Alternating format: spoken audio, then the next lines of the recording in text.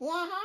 Oh, can you fill me in? Let's talk about it. We were just talking before about you being a school teacher. I Yeah, didn't know anything about. So how long did you do that for? primary school teacher. I graduated in late 90s. I went to Trinity in Horsforth, and I worked at St Mary's in Horsforth Primary School. Worked in Pudsey, St Joseph's for a few 5-6 years. Then I worked in I can't remember what schools I worked in. I worked in Whitelaith Council Estate in Winmore for about 5-6 years, and then I quit and started doing supply because I wanted my life back. Right. And I was sick of marking books at 10 o'clock every night, Yeah. and all my weekends gone out the window. And all this stuff about teachers finish work at 3:15 it does my head in. People must know that we don't work 9 till 3. But you get like 30 weeks Oh, holiday. no, you always get that holiday easy. thing, yeah. You work half your holidays. You literally work half your holidays. You do get a good month in summer where you do bugger all. Yeah. But you work half your holidays and you work until 10 o'clock every night, and you work most Sundays, all the way through Sundays, and all this. And lessons plan themselves, apparently, and lessons mark themselves. You just, especially primary school, you just You play. you don't do all. You just write tick good. If you write tick good now, Ofsted will fail you. You have to write a comment, a next step, all that. You have to highlight everything they've done well and highlight what they can improve. That's every piece of writing, every piece of maths, and then depends on the school whether you do that in geography, history, and so you've at least got 60, 70 books a day to mark with comments on every one. And all this stuff about 93, don't get me started on it. And respect to those teachers who still do it, because I bottled it. Yeah. So how long ago did you stop doing it? I think it was about 5 years ago I started doing supply, I think. Okay. Yeah, so, and I felt a world of stress come off my shoulders, if I'm honest. Really? Yeah. I think I was getting proper like stress-related illnesses and stuff. I remember finding myself in Asda, up York Road, Killingbeck Asda, at 6:30 in the morning, buying stuff for a science experiment we were doing in the day, and thinking, there's nobody here. There's only me here. And I've been up till 3 in the morning, worrying about this lesson and planning it, and then I were at, Asda with night staff, thinking, this can't be normal, this, can it? I were knocking on the door at the school before the caretaker had even turned up. I mean, maybe that's my bad time management. I don't know. Yeah, it sounds like, we'll call it commitment. Yeah, maybe, yeah. Wow. Do you miss it? I miss being with kids. Supply is hard work because a lot of the time you're going into a brand new school every day. It's like starting a new job every day. You don't know anybody. You don't know kids. Yeah. And, behaviour with kids is based upon relationships, isn't it? You have relationships Boundaries. with kids. How far can they push you? Yeah. So you're learning that every time you're going somewhere. And on supply, you knew every day. Yeah. So you are, it can be very, very hard work. And some schools, I'll be honest, you say I won't go back there because it's so difficult. You do get abuse, you get things thrown at you from some primary kids, and it is, God, it is very stressful at times. And then some schools are lovely and some schools, not just the kids, the staff don't talk to you, and Oh wow. you sat having your dinner on your own like some lonely old, little kid. And then some schools are wonderful, and you're part of furniture straight away. So you tend to then go back to that school as much as you can, kind of thing. Yeah. I went to a purpose-built pupil referral unit. Yeah. Up Seacroft way. I can't remember the name. I won't say it anyway. But it had a padded room. Yeah. And I just thought, okay, I suppose if you have somebody who's really angry, they can go in there and they can lash out. My first thing was, are we teaching them that anger is good? And then if they're at home, what do they do when they get angry? Do they then lash out when they don't have a padded room? I was just sort of torn between. And then they detain. So they... restrain, not detain. Yeah, restrain kids when they get sort of worked up. And I understand safety, but then it's I always use drunk as an excuse. Like when you're out if you go out drunk and you have a fight, and someone pulls you back, it makes you worse. Angry. If you've got a dog who's angry and they're on a harness and you pull them back, they'll fight against it. But the thing is, in a school, your responsibility is to stop the other kids getting harmed and that kid harming themselves. Yeah. So that's why it's there. And I have seen the padded room thing, and it seems quite ominous, doesn't it, and a bit sinister and stuff. I think it's used very rarely when kids they need to calm down, but they would damage themselves. Yeah. Because the kids might be headbutting walls and stuff like that, and you have to. I mean, I was in a normal school where there were times we thought we could have done one of those things, and that was in a mainstream school, A mate of mine is actually an executive head of pupil referral units. Amazing bloke. But yeah, I mean, occasionally that is needed, I suppose. Have you ever like smashed a cup on purpose? That feeling you get is ace, and it does work. It does sometimes, yeah. If you ever get angry, you've just got like a pile of plates on, and you're just like. I'm a drummer as well, so I've got, I could go to band practice and let rip. I'm doing it tonight, actually. And I can, that's always been a good stress relief. Yeah. So you're in a band? Yeah, What's the band called? I play in a load of bands. I'm in a 60s covers band called The Reeds. Weddings, parties, bar mitzvahs, all that kind of stuff. We're sorting out a Britpop band. We were in a Britpop band before, and we're getting that sorted. Me and Mossy, John Moss, there's a Premier League referee, he's a mate of mine. We were in bands together in the 90s, and we're getting the band back together, like Spinal Tap or something. It was his idea. I think he got to 50 and had a midlife crisis. Yeah. So we've been rehearsing that again. Because Sky Sports want to do a thing on it or something. Because it's a good story, isn't it? Referee. Yeah. He's in a band. He's got a record shop in Edinburgh as well, so that's been on telly loads. But they want to do this was pre-lockdown, but they were going to come and film us rehearsing, and then we're going to do a gig. It might be No pressure. No, it might be a complete disaster. We're all, old, and Mossy looks better than he did when he was 26 because he was a fat knacker then, and now he's fit because he's running around with Marcus Rashford every Saturday. So it's the rest of us that look worse. He's like Benjamin Button. That's probably why he said, let's do it. Yeah. So he knows he's now in his prime at 50-year-old. Oh, we've all gone to the way. He's like Benjamin Button. So, what were he doing on Saturday? He did West Brom Chelsea on Saturday. I take piss out of him terribly. So he does the Mossy shuffle as he's trying to keep up with Martial or something. So is he allowed to support a football team? And if he does support a team, is he allowed to ref their He games? is. Well, everyone does, don't they, from when they're a kid. But he's not allowed to referee Leeds because he lives in Leeds, and he's not allowed to referee Newcastle because he's from Sunderland. What about Man U if he supports Leeds? He doesn't support Leeds though. Oh, doesn't he? No. Oh, right. He's from North East. He's Mossy. He came here to uni, and I think he never went. He never left. So we did some great gigs at night. We had a right laugh. Never got anywhere, but we're right. Got all those old songs and that. But he's allowed to referee Man U. Be interesting if they knew you were a Leeds fan. Like, would I be allowed to referee Man U? I don't. Would you be biased? Oh, it'd be hard not to be, wouldn't it? Chuffing hell. I mean, I know they're not biased because, even if Mossy refereed Newcastle, I knew he wouldn't be biased because you'd get in too much trouble, wouldn't you? You've got VAR, you've got cameras everywhere. You'd never referee again, so your career would go out the window. But if it were a real 50-50 decision, if I were refereeing Man U, you'd struggle, wouldn't you? Was it a penalty? Probably was. Do you know what? It might not have been. So how long have you supported Leeds? All your life? All my life, yeah. You only have one team, don't you? Yeah. I don't know. So my family were all rugby league, so I think I was groomed into being a Glasgow Rangers supporter. Yeah.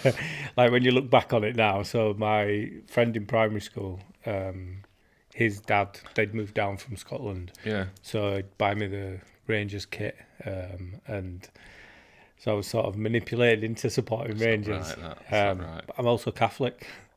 I was brought up Catholic. Yeah, so it doesn't make sense. I think I'm the only Catholic. Well, I was definitely the only Catholic Rangers supporter in my school. Yeah, but you were, yeah.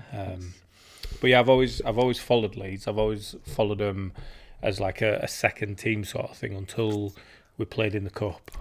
and Rangers beat Leeds 2-1 at Ellen Road and 2-1 at Ibrox. They did, yeah. I went to Leeds. I went to Ellen Road Because game. McAllister scored an absolute peach from did. edge of box. And then Lukic punched the ball backwards into his own net, didn't he? I remember that. Yeah. Classic, that. Brilliant stuff, you know. John Lukic, wow. He said floodlights got in his eyes or something. I still remember. It's weird how you don't forget those painful memories, isn't it? So was you there when they won the league and went down Dewsbury Road on the bus? Yeah, I was, yeah. I started going... First game I went to in 1980, but I was only like a little kid and stuff. And then I started going proper in when I was about 14, mid-80s. Right. When you go with your mate. I mean, my dad wasn't into football or out like that, but just me and a bunch of mates started going, and you get up, don't you? How much was it to go then? Can you remember? £1. A quid. We were on cop. I think it was £1. You didn't have to buy a ticket. The race just turned up. Pretty sure it was £1. Might have been a bit more. No, it was £1 when I was a little kid. So by the time it got to about 84, 85, it might have been like £3 or something. My first season ticket was £140. I know that for definite. That might have been 88 or something. My first season ticket. And what are they now? They're a few £100. About 400, aren't they? Right. More. Cop's about 450, I think now. But we went to every, and it was affordable. You know, even as a 16-year-old, you could afford. I was 16-year-olds meant to afford whatever it is, 20 odd quid. Even with inflation and all that, it's still gone. Yeah, really funny. That's one thing I love about rugby league. So I had season ticket for Rhinos for a couple of years, and even if you just want to go to a game, it's only like 20 quid. Is it? Yeah. So it is definitely, that's definitely affordable. I mean, if you take a family, it starts adding up to nearly 100 quid. But yeah, I was there for promotion, and I was there. My first team were like Baird, Sheridan, all that lot, wasn't it? And then. See, I don't remember any of them. For me, it were McAllister, Strachan. Right. Yeah, that sort of era. First success was promotion in 89, 90. That were amazing. I watched Bournemouth game at the Astoria, which is on Roundy Road. It was like a venue, like a ballroom where you go see indie bands and stuff. It's now like some flats or something. But we watched it there on one of them big screens. One of them first time I'd ever seen a big screen thing, really. And everyone just piling down Roundy Road after, just absolute can't. There was somebody on the roof of my car. It was nuts. It raced, I remember. And then, of course, we won the league, didn't we? 2 years later. Yeah. Mental. That's not going to happen. I don't think now, is it? Well, It doesn't happen anymore, that, does it? But only 3 points off top. I mean, it's only a few games in, but... Let's calm down, yeah. Yeah. When they got drawn Liverpool, so my missus is a massive Leeds fan, like big time. Yeah. And we're watching the game, and in my head I was like, I'd rather them lose 3-0 convincingly than get run ragged the whole game and only lose 1-0. Because regardless of the score, if they turn up and then they just get a few lucky goals or, a few mistakes, then you think, oh, well, at least we put it to them. And then obviously the Liverpool game went a lot better than that. It was. I thought we'd do all right. I thought we'll just play how we play. We're never going to change, are we? Bielsa can't change it. He's not going to change it. But I always thought we'll give anybody a game, and they're all super fit, aren't they? Yeah. They'll be fitter than a lot of Premier League teams.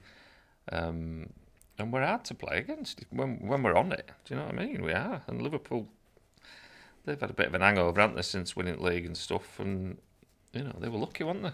They were lucky to get a win then. But it's been ace since. Yeah, I think when they're doing it as they've just been promoted and they're the reigning champs, and then you get that result with those two sort of titles on it, and then the result, it really makes you think, fucking hell, they're not messing about, are they?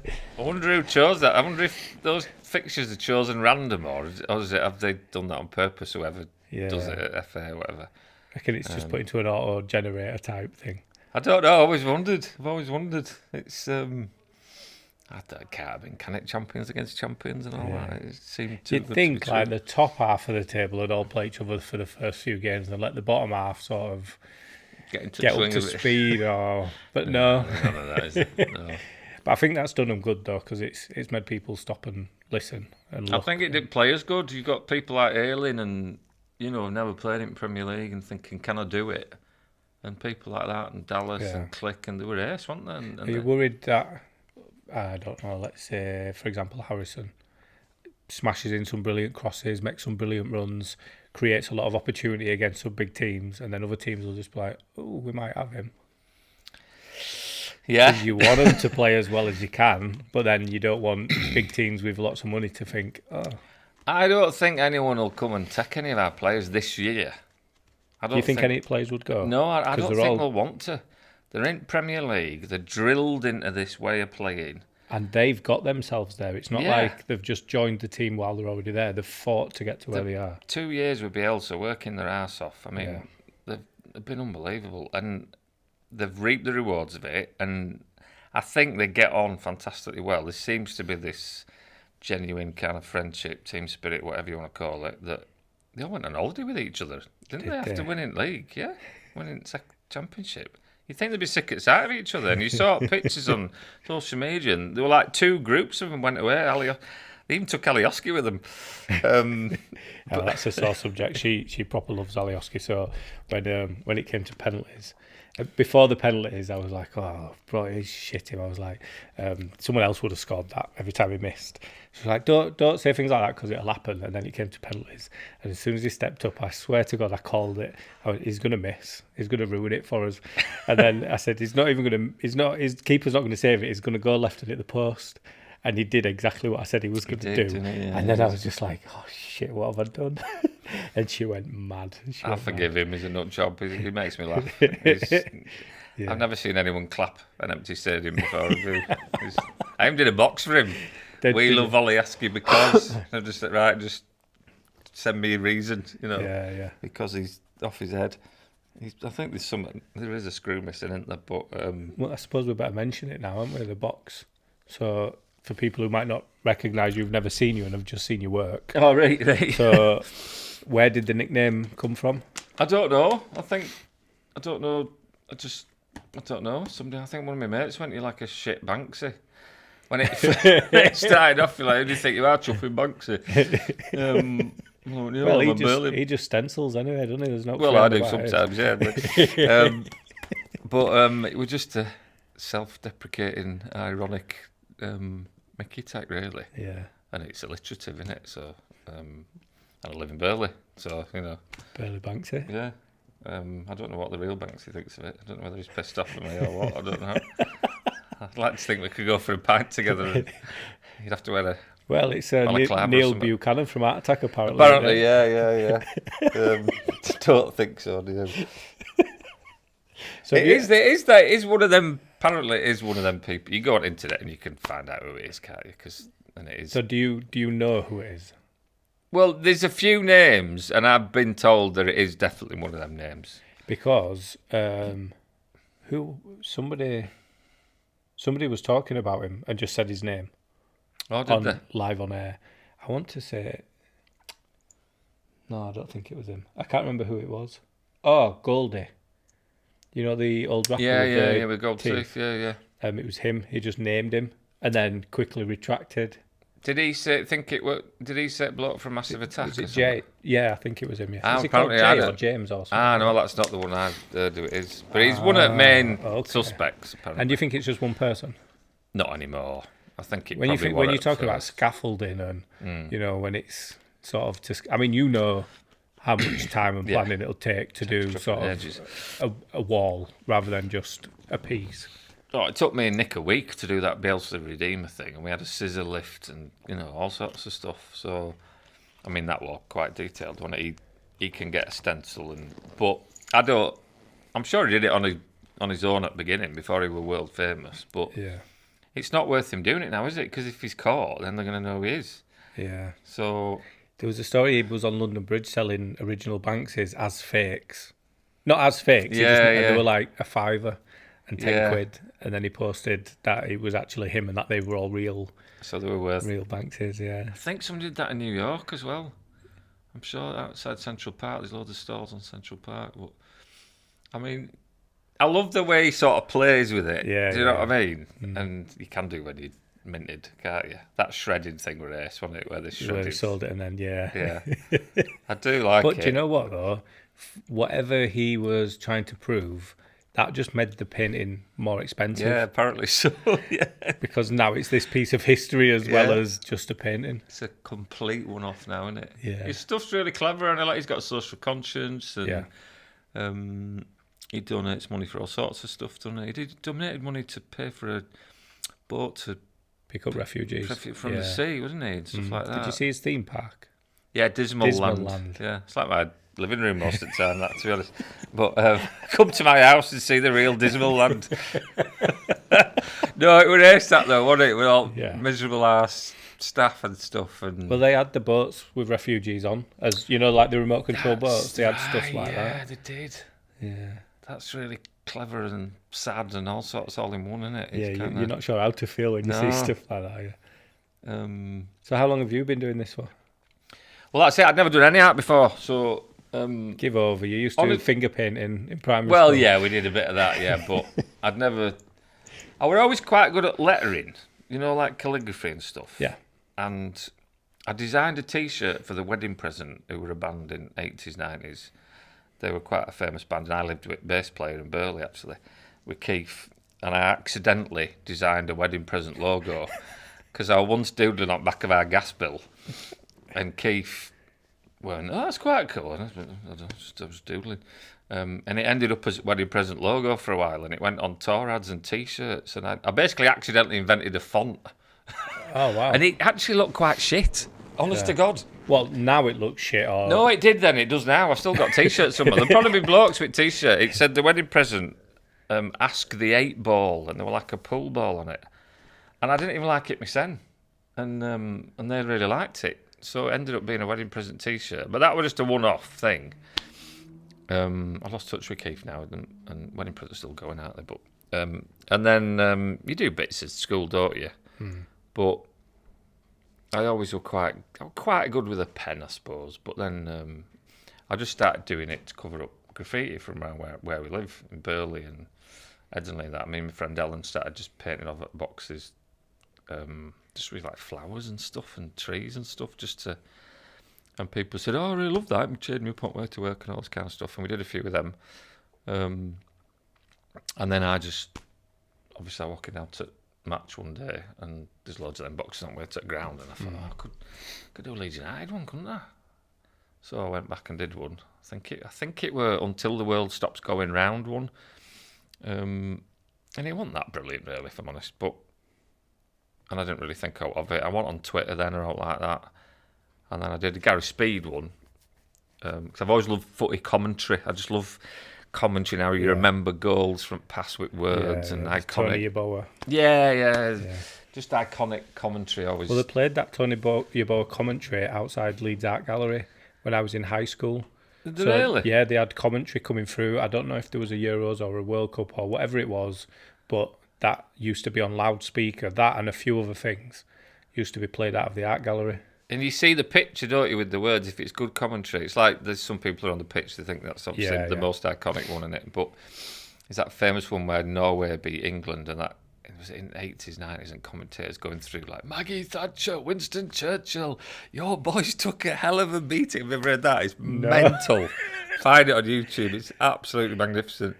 It goes through every famous English person of all time. Oscar Wilde, you were beaten, and all. It's brilliant. As if Sweden had just beaten Oscar Wilde and Maggie Thatcher. Yeah, it was Norway or Sweden or some Scandinavian game, and they weren't expected to beat us, and they did, like a Euro qualifier or something. I can't remember. It's famous.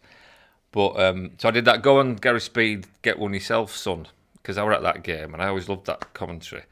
And that sort of took off, if that's the right word, a bit. And because he played for Newcastle, Everton, Bolton, I think that kind of went a little bit viral, whatever that means, across country and that, and Wales, obviously. And people said, "Oh, I love that one." And then I just started doing more, and it became it became quite therapeutic for me. So you're just choosing to do this. You've not been asked to do it at this point. No. Just I did get piss taken out by me. What are you doing down on Lowfields Road on a Tuesday night? You need to get laid. What's wrong with you? And I went, well, I'm not getting laid, so I might as well do something else. Something productive. Something good. And people started, and then I think I went on Twitter and people said, I really love it, and I touch it on way to the game and all that kind of stuff, and my little lad likes it, and I thought it'd be like a nice little history lesson for primary age kids, like, who's Gary Speed dad, and what's that smiley badge, what's that about, and all that kind of stuff, and I like that, like a little history lesson on way to the game kind of thing. I always love teaching history as well, so. But it's memories, isn't it? When something exists that you can see and feel, and it creates that conversation which keeps things alive. I've always said things like, you don't realise how old celebrities are, like Macaulay Culkin, because we watch Home Alone every year at Christmas. Yeah, we do. Yeah. You don't realise he's a 40-year-old man now. He puts someone on Twitter saying, "Do you want to feel old? I'm 40," and you just think, "Shit, we always see him as that kid." He's always a 9 in your head, isn't he? Forever. Yeah. And we'll never forget who he is because he'll always be there at Christmas. Putting his aftershave on and screaming where it stings. Yeah. So when did it start to become a thing? When did you start to get asked to do it? Well, I didn't. I just kept doing them, and people then started tweeting back, "Oh, will you do another one? Or will you, do some more, Andy? Do some more kind of thing." Do some more, as in like, here's some money, or just do some more because we like to see them. Yeah, literally, just we like to see them, and it was lovely when people started saying, like, when I'd done maybe 5 or 6 or something, people going, "Oh, well, we go on a little tour of them before we go to the stadium now with kids." Oh, nice. And that were right nice, and lads and dads or mums and lads or whatever, or daughters, whatever, going to the game and pointing them out, and I just thought that was quite nice, like, so I just kept doing it, and I ended up, I probably had about 15 or 20 Leeds ones done, and it helped my mental health. It really did, because I was struggling at the time massively. I was in a right mess, if I'm honest. Struggling with what? Was that when you were stopping your teaching? Well, I'd always suffered with depression anyway, all my life, I think. Partly genetics, probably. Yeah. And partly because I only ever saw my son every other weekend, and I had to battle to see him, and I found that really difficult, the not seeing him for basically 2 weeks at a time. Get like 4 days a month seems to be the industry standard for dads, and I just don't even get me started on that malarkey. I think that's totally wrong. But I found it very, very hard. And being a primary school teacher, almost the worst job in the world if you're missing your kid, because you were kids all day and you just want to be with your kids, and it really started to take its toll. And that's like years and years and years of it, and you end up in my girlfriend used to say, she said, I know exactly how you're going to be in a fortnight. She said, you'll see Dan Friday for that weekend, and you'll be up there, and then you'll sink on Monday, rock bottom, and then you'll start to come up towards the first weekend without him. You'll start to come normal, and then you'll start to sink again because you've gone 10, 12 days without seeing him, and then you'll suddenly, she said, going out with you must have been quite difficult for her, because it was like that all the time. And I think years and years, and it takes its toll a bit. But I found when I started painting these, I just thought, I felt quite calm, and and it gave me something to focus on. And when you're single, and you're a single dad, and you're a single bloke as well, you've got too much time on your hands. And then lots of things were going on in my private life that weren't great. Worst thing, my sister's little girl died and stuff, and that were hard. And I split up with Mrs. That's a sob story. It's just life, innit? People go through worse, much worse. Well, no, but I've always said it doesn't. Like, I hate when we get the, you think you've had a bad day. Yeah. Let me tell you about my day. And it's like, yeah, but whatever you've been through, prepares you for your bad days. And for me, this is the worst day I could possibly have. So just because to you yours is worse, don't take anything away from mine. No, it's all different, innit? And lots of things happened at once. But when Mum got cancer, Dad got beat up, all sorts of mad stuff. Yeah. My mate killed himself. I were quite good mates with Scott out of a band called Frightened Rabbit, who just wonderful, wonderful band. Me and him became quite good pals, and then he took his own life, which I'd never experienced out like that before. That was quite. I'd seen him about a week before at the Brunel. We'd got drunk together, had a right laugh. We were arranging to meet up. He was playing Halifax Peace Hall, I think it was, and he was like, "Get your son down, get your sister around." And we text each other every week, and then it were on news. Like, and I'd never experienced something like that before. Somebody you cared about. Absolutely no idea that something like that was going on for that was the thing with Scott. All his lyrics were about depression. Right. And that's why, apart from the amazing melodies, I think a lot of people identify with Frightened Rabbit because of the lyrics. He talked about it, was very open about it. I think his lyrics helped people a lot, helped me a lot. He had a brilliant song called A Modern Leper, which is like what he called depression is the modern leprosy. Oh, wow. And he talked about his legs falling off and in a much more poetic way than that. But people who liked Frightened Rabbit loved him because he'd really touched people.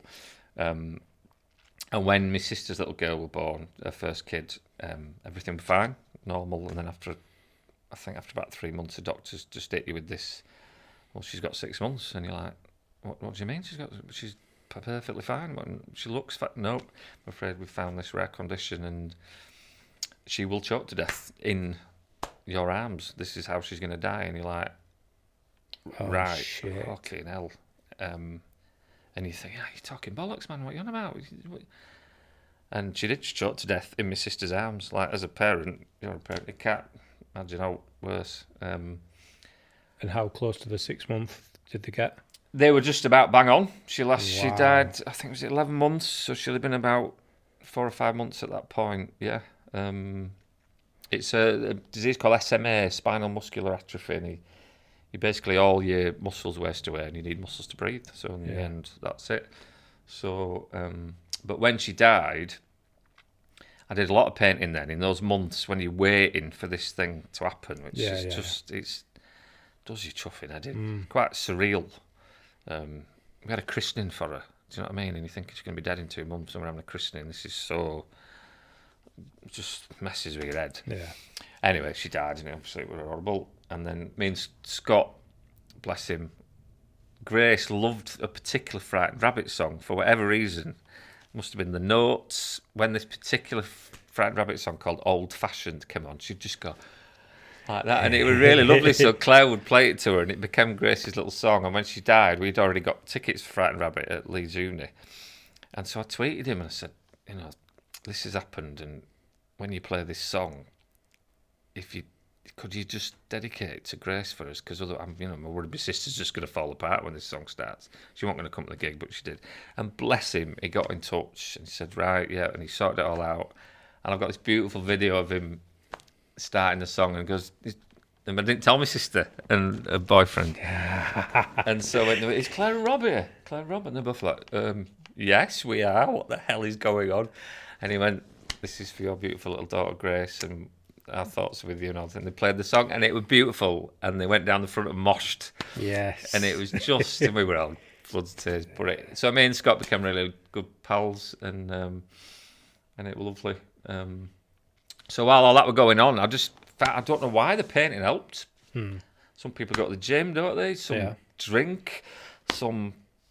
When you're painting, do you think about other things, or are you just there doing that? I think because I'm just on that, I think it took away the other worries and the pain of Grace and Scott and everything, and it just, and you focus on that, and it gives you, I'd be sat at home like thinking too much, and I just think I need to go out, and it'll take my mind off it, and it did, and then at the end of it, you've got something nice at the end of it, hopefully, it's nice, and people will go, that really lifted me on way to work, and you go, and Scott's famous bit cheesy, but his best lyric was "Make tiny changes to Earth," which is like his most famous song, and you think, I've just done a little tiny change. It's only a 4 foot change, but not many people can say that they do something that contributes towards other people having a good day. No, and that were lovely, and that's a cheesy cliche, but it does make you feel better when you think you've just done something nice for some kid. Will see it on way at a game and think, look at that, Dad, or somebody will be stuck in a traffic jam on Gelderd Road near the stadium on a Monday night, pissed off. And they say, and they go, I was sat in traffic, and then I saw that, and it Leeds, and it cheered me up, and I'd smiled on my way home, and you think, that's it, isn't it? Yeah. Just from me painting getting some shit stencil and doing that. And it, I'm not bloody Rembrandt. I'm not bloody Monet. Do you know what I mean? McVeigh money. And I'm not Banksy, I'm just Burley one. But to think he did that, it's just really nice. And it sounds cheesy, doesn't it? But it's quite a...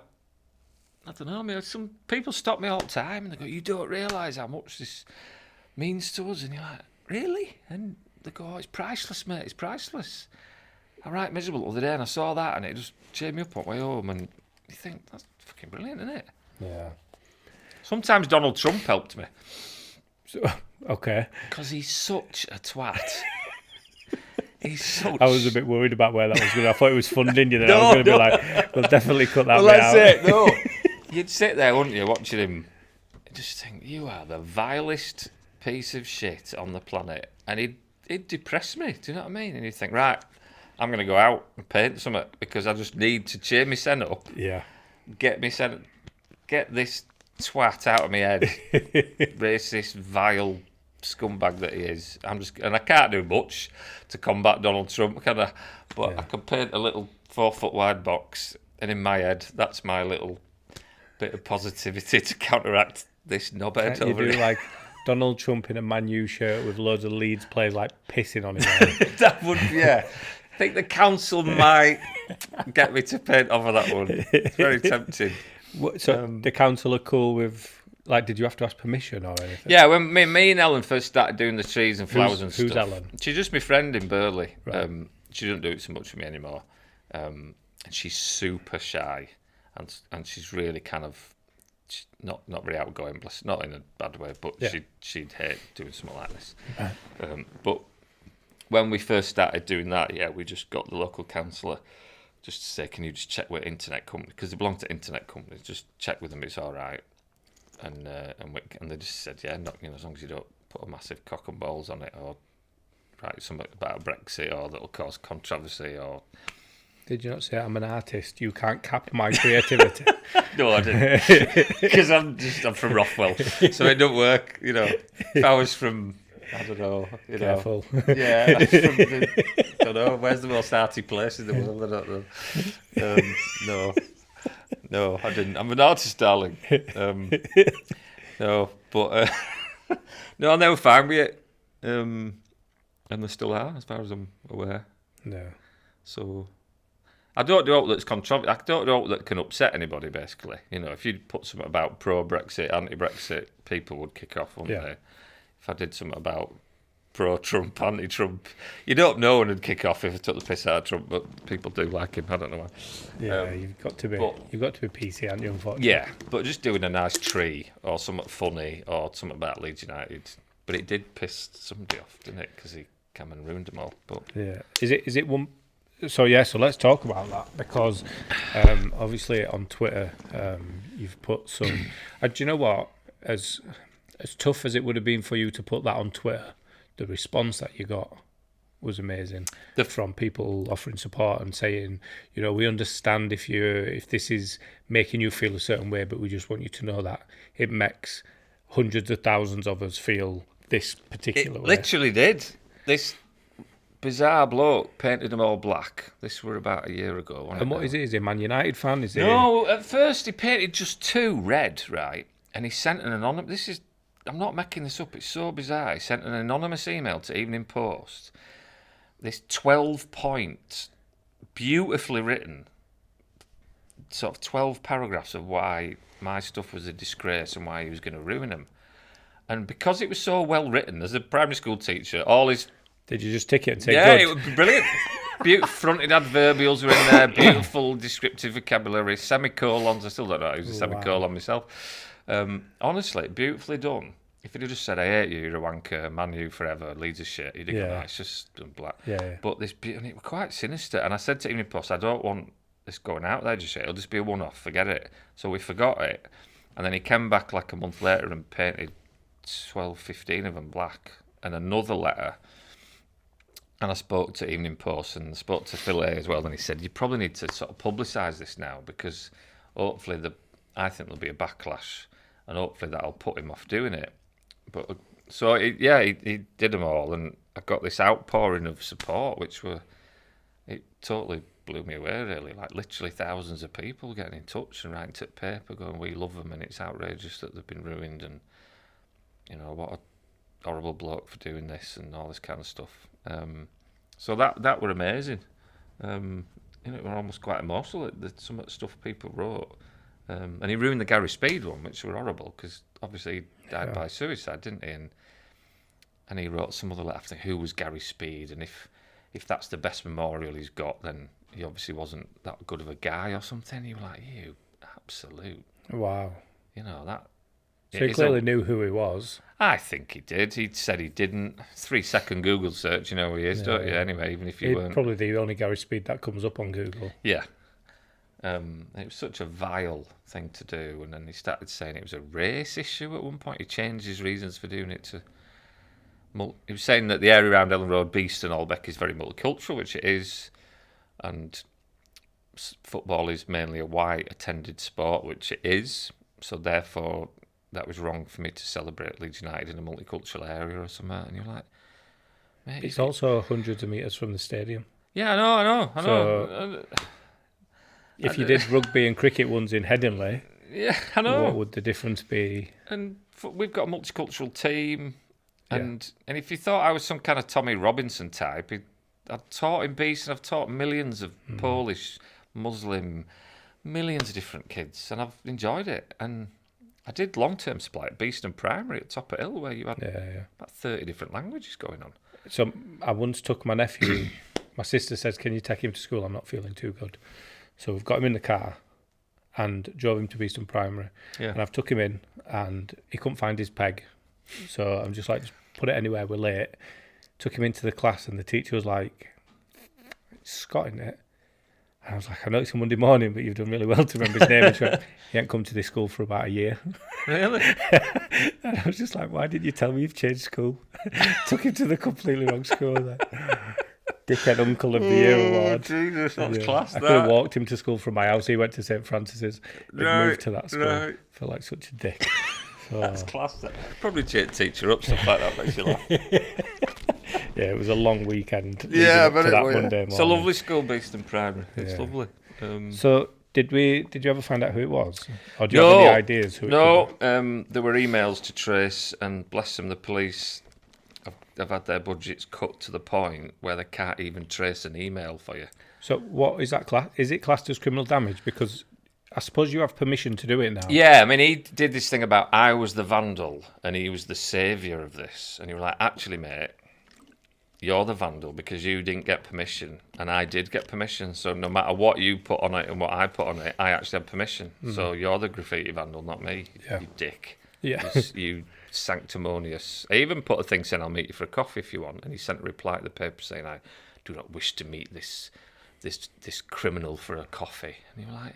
So how was you communicating with him? Were you putting stuff on Twitter and he was... No, I didn't. I was advised not to do that. I sort of put a thing in the Evening Post saying, if you want to meet me for a coffee, then... And then he set up a Twitter account and followed just me, which was quite a little bit sinister. And then he started sending emails to my band's private email, the ones that we get bookings on. The lads in the band were going, we've got this weird email, Andy, what the hell is this about? And it got a little bit scary, and the police said, we advise you don't go out and pay it on your own for a bit. Wow. So it wasn't funny anymore in the end. And he said, but I will not damage commissioned artwork or something. So then Leeds United came along and said, right, we'll commission you. Get them back up, Andy, lad. And then that stopped. So when Leeds United got in touch, they gave me 750 quid. They said, we love it. We want you to get them back up as quick as you can. Right. Take some days off supply. So that's about 7 days work, 7 days supply wages. You get about 100 quid a day on supply. Get as many up as you can, and when weather's decent. So I did. And this poor bloke, it's now a business for me, which I never dreamed that would happen. Yeah. But if he hadn't have done that, it wouldn't have got him papers. So him trying to ruin what you were doing has had the opposite effect. I love it when that happens. It's proper karma, that, isn't it? And So now you owe him a coffee. And well, yeah, I will buy him several cappuccinos if he has the bottle to meet me. I mean, I genuinely would love to know where it all came from. I want to know what it looks like. The well-spoken, well-versed, well-written makes me really sort of wonder. Somebody said on one of these Leeds United forums, because he said there is a crew of us in a van and we can go around and destroy them all as soon as you can repair them and all this kind of stuff. Really weird. And I thought, this lad's not going to have 3 mates. and even if he has, can you imagine asking your mates to do that? It'd be like, I've got better things to do in my time, mate. And there was something on a forum where one lad said, my mum's just come home from work and said she's seen this bloke painting a box black, and it was just a sort of elderly, bloke in his late 50s, 60s, just one of them, with a car, not a van. And she thought it were me. Oh, I think it's that artist guy who's probably just redoing one of his boxes, you see. And she was an older woman, she's not going to get involved with that. But, so I think it was just one bloke. Like a Victor Meldrew type. Yes, I think you're probably right, yeah. That'll be me. If I'm single for too long, that'll be me. I'll turn into one of them, won't I? Living on my own for too long. I've got like a check shirt, but under a cardigan. That's where my head's at the moment. I think you're probably right. But then he said in one he'd worked for the railways, and because he'd used this really thick, sort of tarry bitumen paint stuff. He did that on purpose, he said, so it would be difficult to paint over. I had to sand it all down. It did paint over, but it was difficult. And he said, we'd just finished a job on the railways, and we've got some of this bitumen stuff left over. And is that a bluff? Is it? It's like a Columbo thing, do you know what I mean?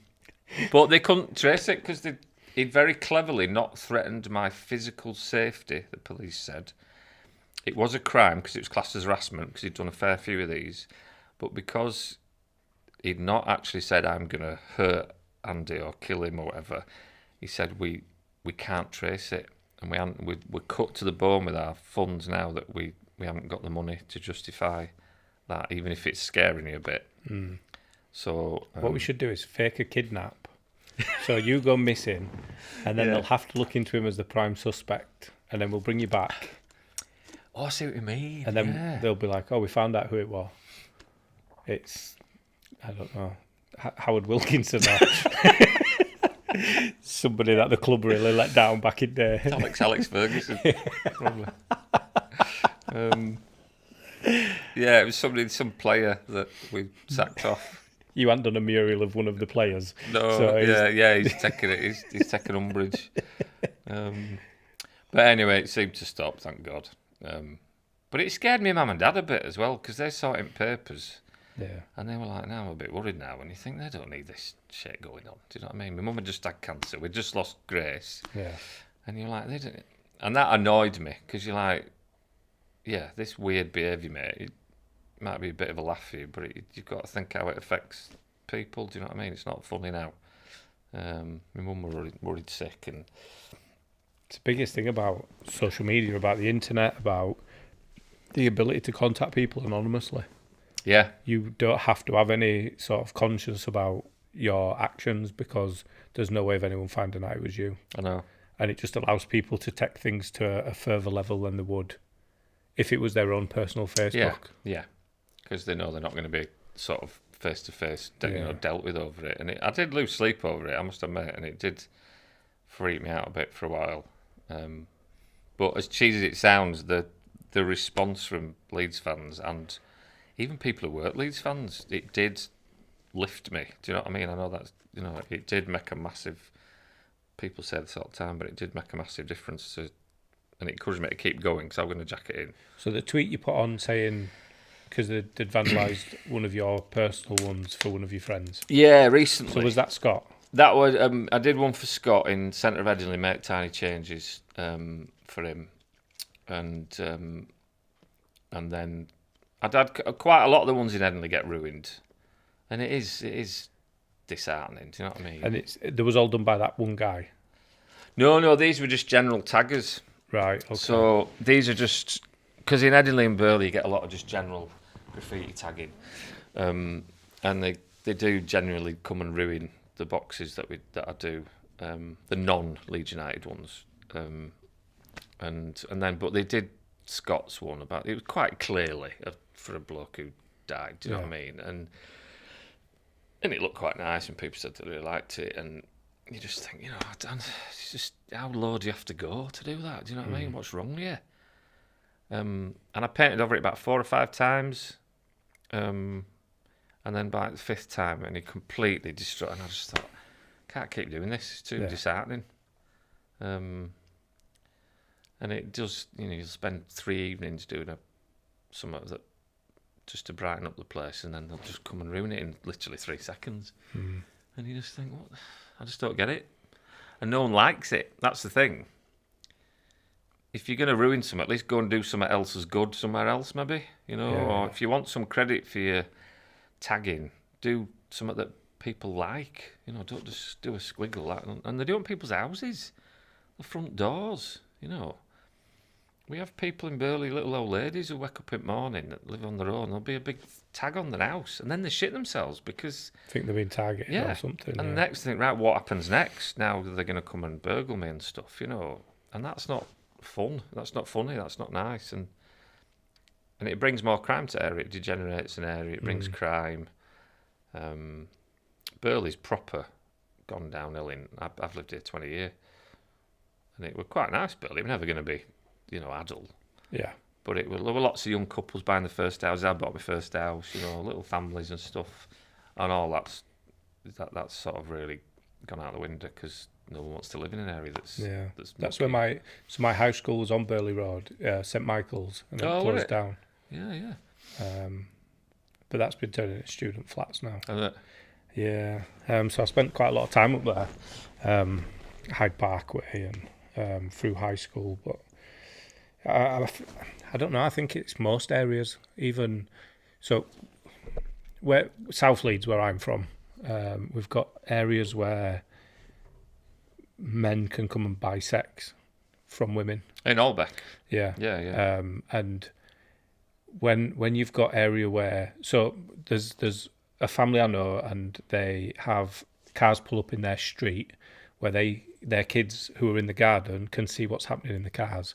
So they rung the police and they said, just report it when it happens, and we'll see what we can do about it. And then his car insurance quadrupled because he now lives in a high crime area.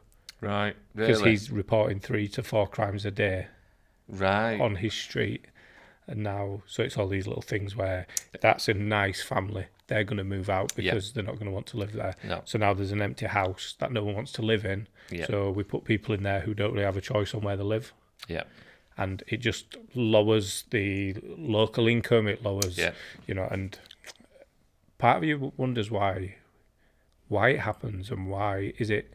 So they're wanting to extend the city centre out. Are we trying to just empty Holbeck from everyone living there to make way for regeneration and say, well, it's now an area where no one wants to live, so let's spruce it up? I think it's the broken window theory of sociology, which I read about, which is this theory that, and it's how an area changes from being okay or nice to being rough, or whatever you want to call it, inverted commas, where, if you leave a window broken for a while and don't fix it, the next one gets broken. And then if you leave that one, all the windows in that house will get broken eventually. And if you leave that house looking like a mess and vandalised, eventually the next house will get like that. And over a period of a decade, or maybe a little bit longer, that's how an area degenerates. Right. And they say, it comes from the first broken window. It's kind of like a metaphor kind of thing. And I've seen that in Burley. The first bit of graffiti gets left and it don't get removed. So then more comes, and then you've got a whole wall covered in it, and then the next house gets covered in it. And then what happens, people will leave their mattress on the street because they can't be asked. Because people, even the residents, they can't be bothered anymore. So they'll leave their rubbish on the street. And then, and it just gets worse and worse. And then, like, my dad got mugged in Burley, visiting my sister, 84-year-old, by graffiti lads with their little satchels with their cans in, and they beat the crap out of him, broke his arm. What, knowing it was your dad, or just no, they didn't know it was my coincidence? dad, but just coincidence. Right, but, okay. And they were trying to nick he's only got a little car, a little Fiesta, the Kia thing. but they were trying to get his car keys, but they beat him up in the process and broke his arm, smashed his head in. If he hadn't been interrupted because he shouted and somebody then ran off, they'd killed him probably, knifed him, I don't know. That, I'm sure that wouldn't have happened 20, 15 years ago. And we've got stabbings in Burley now, and we've got carjackings, and you'll go to a resident, and even residents have given up. You'll go, get that graffiti cleared off your house. Maybe don't leave your rubbish on the street. Can't bothered. And It's point, it'll just keep happening. yeah, there is that. And that you said that thing in Oldbeck. Yeah, that will continue, won't it? And I've read stories about, kids walking over needles on a morning to school. We used to chase them out of parks because my thing is, if it's going to happen, it's going to happen. But why does it have to happen where kids are going to be? Yeah. So I've got a motorbike. My motorbike is what you have in painting. So I just need to get out for an hour. Yeah. Jump on bike and I'm off. Yeah. So what I'd do is there's a music studio down there with a park next to it. Right. So they'd go into the park. So I'd go in on the bike and interrupt them. So the guy would scuttle, trousers up and jump in his car and shoot off, and the girl would just walk back round. And what we realised was that encouraged them to go in more because they'd get paid up front. I'd interrupt them, so now I've become part of a scam. Right. So they don't really have to do anything because they know I'm going to come in and say, what are you doing? The guy's going to run, he's already paid. And so she didn't even have to do... Yeah, so it's a really sort of... They're not daft. They're not daft. But yeah, we spent quite a lot of time sort of trying to interrupt, trying to stop it from happening because needles and condoms getting found in parks, St. Luke's Primary School, around that area. Yeah. There's all, so if you're coming home from that school and you're walking under the Holbeck Tunnel, you're probably walking past needles and condoms. It's horrible, isn't it? Yeah. They started all those terrace streets there. They started to redo all the terraces up with fancy brickwork and sort of facades. Is that the right word? Didn't they? They did, but they only did like 3 streets of it. Yeah. And then left all of it. It was really bizarre. And they knocked some down and built some nice family homes, didn't they? Yeah. Right opposite the Opposite the park, yeah. But only like 2 streets worth. Yeah. And I thought, why? I don't know what that was about. Yeah, there's always talks about regeneration, and I think it's finance. Where I am, I'm just on the other side, a bit further up from St. Luke's, at bottom of Beeson Hill, and we've had rows of like masonettes for years, like maybe 8 rows of masonettes. Yeah. So you walk in, you go up a set of stairs, you've got a living room and a kitchen, and then is there a toilet? Maybe there's a toilet, and then you go up another set of stairs, and you've got the bedrooms and the bathroom. So if there's a fire in your kitchen on a night, you can't get out. So they've said, right, it's a fire hazard. Yeah. All of us got letters sent to our houses saying, this is the reason why we're going to knock them down and we're going to build 2-storey houses. We've got no road outside ours, it's just path, but they were going to extend the car park down and we were going to have a driveway in our garden. And so they knocked 6 lots of the masonettes down. They left 2 up, which L-shape around our house and look horrible. And what they did is they did them up, like made them look fancy, moved families back into them because they'd run out of money. Right. So rather than just taking them down and having nothing, they did them up and put families back in them after giving the reason of the fire hazard. Too dangerous. Yeah, no fire escape on the back, no additional procedures or anything. And I just think, it's like everything. With all the best will in the world, you can have an idea that will benefit hundreds or thousands of people, but then when you start to try and create and deliver that project, there's always something that happens, or like what you do. You do this, and you think, oh, this could benefit quite a lot of people, me doing this, because of the feedback I've had. So I'm going to do it more. I'm going to do it for my mental health. I'm going to do it just to pass time. I'm going to do it for whatever reason, but I know it's going to benefit other people. And then someone comes along and says, don't like that. I know, it's so heartbreaking. I don't understand that urge to ruin stuff rather than make something better. But at the same time, I know these lads are doing it because they're not happy. Like we were saying earlier, they're obviously not happy. If you want to go and ruin something that's quite nice, then your self-esteem is on the floor, innit, really?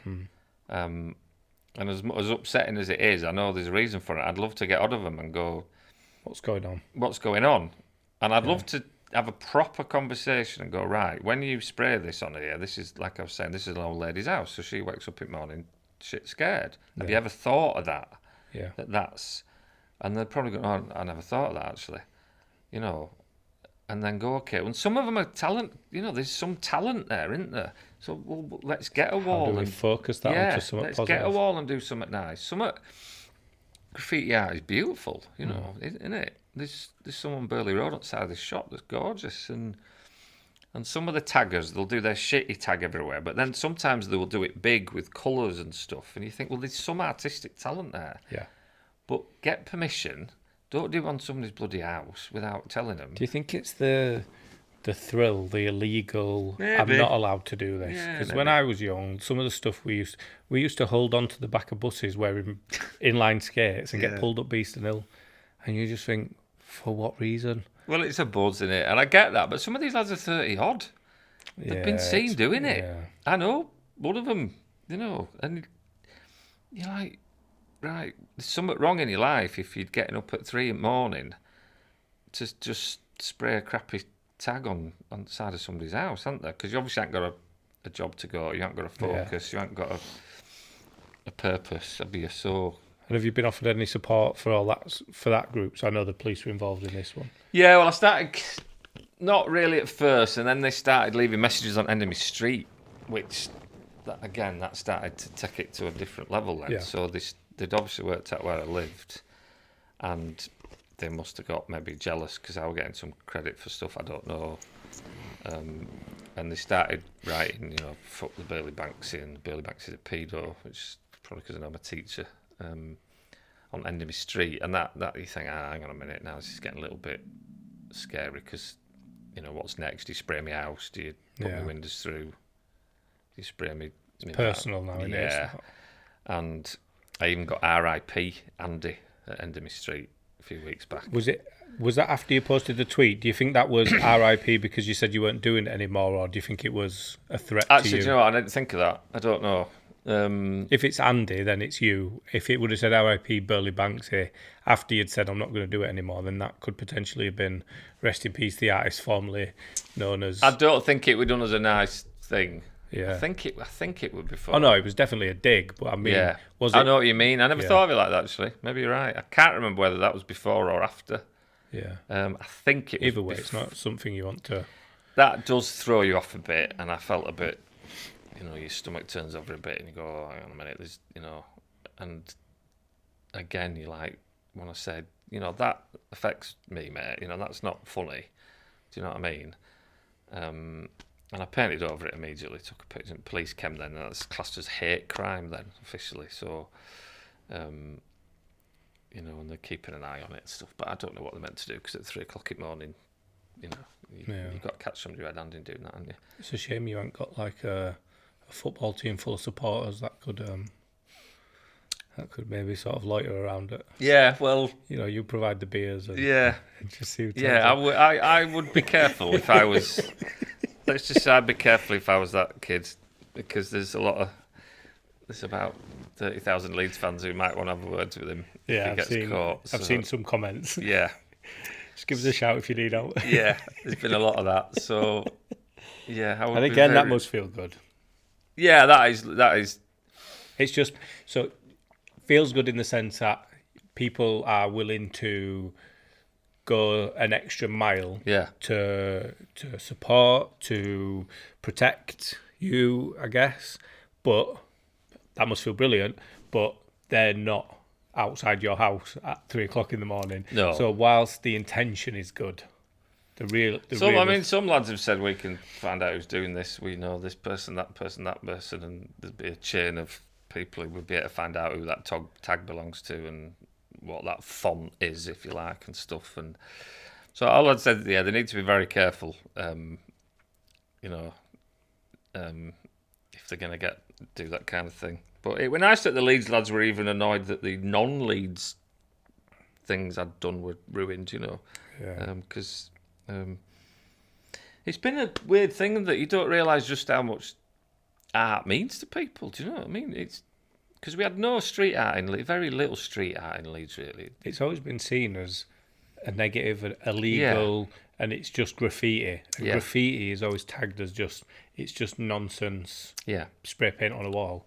But then when you do find people who do it properly, there's a beautiful thing at the station, isn't there? There's a massive on the side of a building at Leeds Station. It's about 100 foot. Yeah. They're like professional people, got paid loads of money to do it and stuff. But then the big one was Tour de France.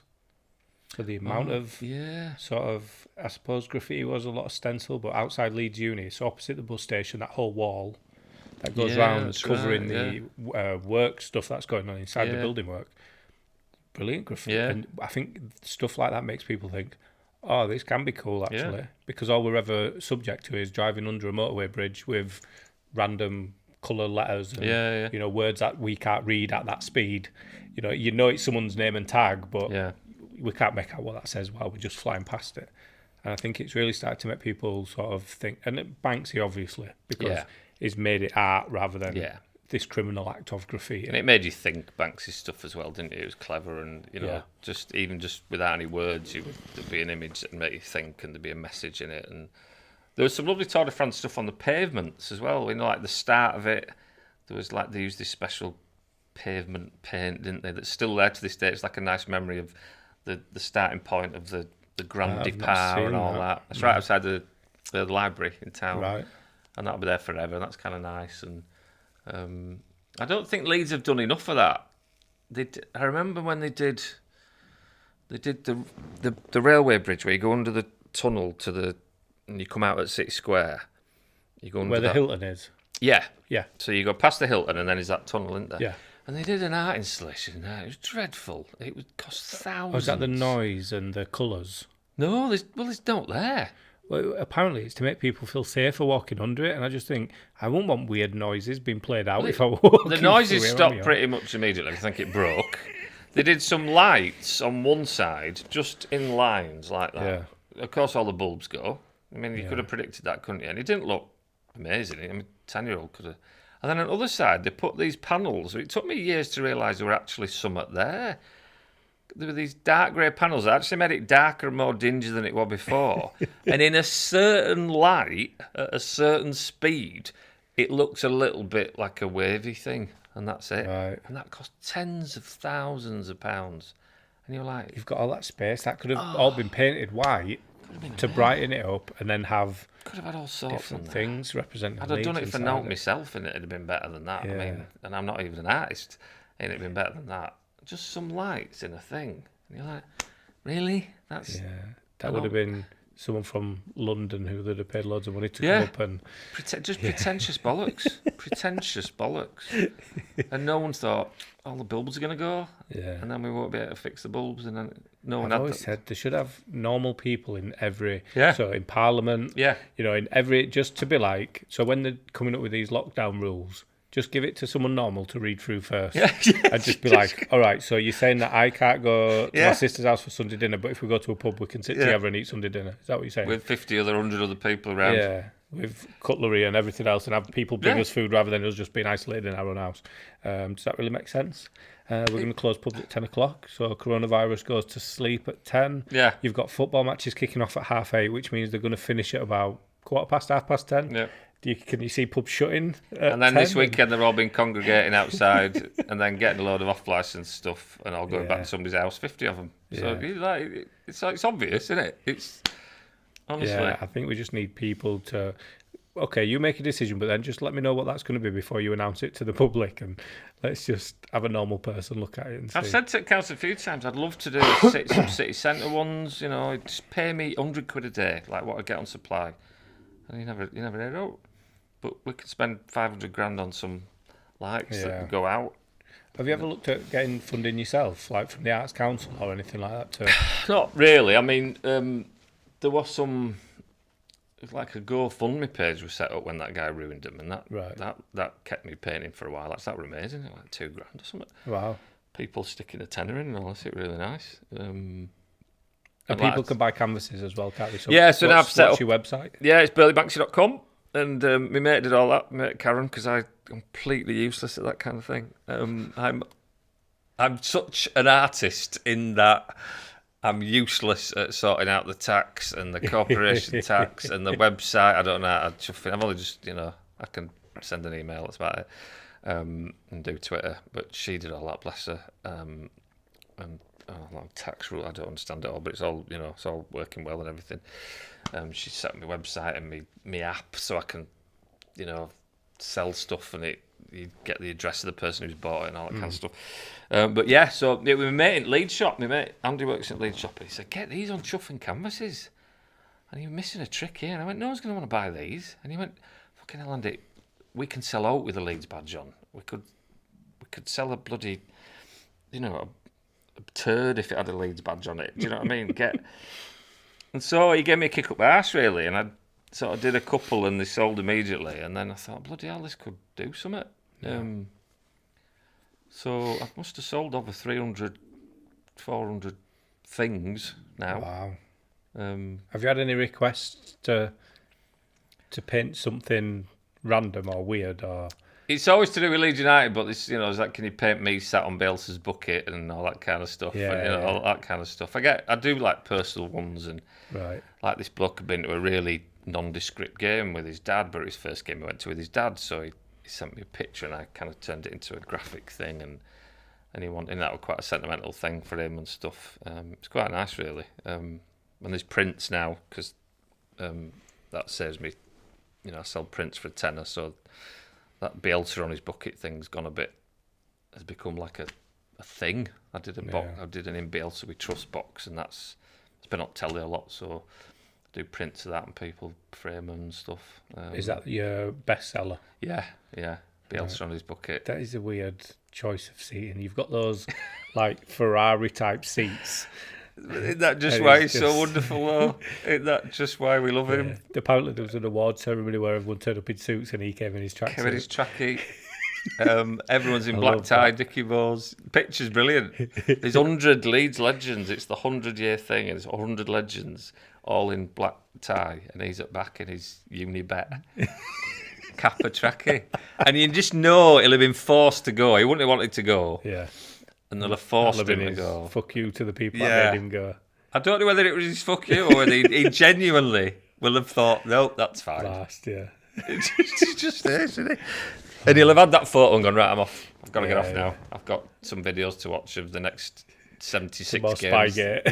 Yeah. That was brilliant as well. What better way to shut everybody up when they accuse you of watching one team by saying, yeah, of course I do. Yeah, I watch every other team. Here's a slideshow. Sit down, get comfy. I'll take you through each player from each team. Unbelievable. I could have cried. I thought we were going to resign. We all thought he was going to resign, didn't we? When we got this thing. Yeah, it was sketchy. It was really sketchy. There's a press conference, and you're like, oh my God, he's going to quit.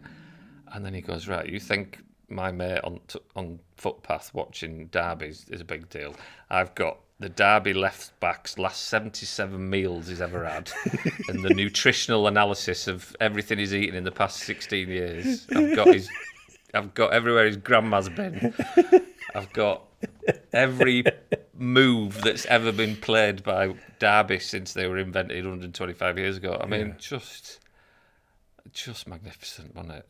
And that must put the fear into Premier League teams when they're getting promoted, and the way that he works, and sort of he's going to now be investing his time into how we play. And God, I mean, they'll think he'd be looking at our last 20 games. Yeah. His interview, he'd watched every Leeds game from the past year. His interview for the job, Ellen Road. They said, what do you know about Leeds? And he went, well, I've watched the last 46 games, so what you need to know is that he needs to be there, and he moves there, and when he pushes forward, you need to bring him back, and so-and-so does this. And they were just like, right. When can you start? Yeah, when can you start? Start on Monday morning. It's just insane, isn't it? It's that work ethic. We speak a lot about professionals.